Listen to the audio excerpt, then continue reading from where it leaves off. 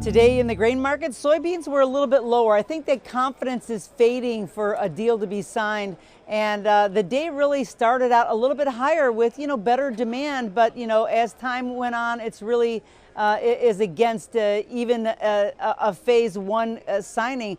There is some concerns that is just not going to happen, and you see it starting to be that effect happening into the market. Corn also was easier today. The slower demand is just pressuring the futures lower right now. Yields are still good enough to meet those USDA forecasts. We were hoping that maybe that would be something to driving force to keep the market higher, but it hasn't quite done that today. No matter there isn't any trouble in the growing season, in spite of the fact that we've had so much difficulty in the beginning. That just tells me that the yields are going to be, numbers are going to be good, and the U.S. demand is really what's at issue right now. So we need to get more demand to start moving some of our product. If we don't get that, I can see that the market continues to move lower day by day, just the way it is today.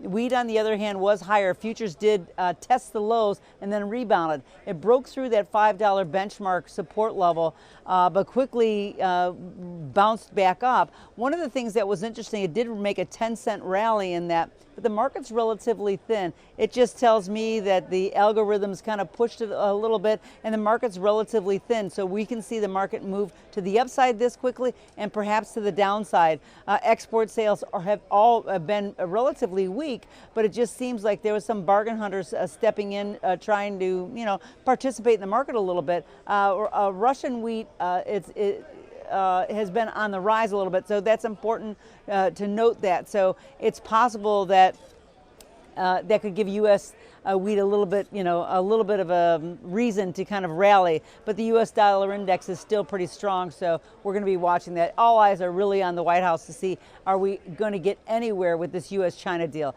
That's just going to be so important for the grains overall.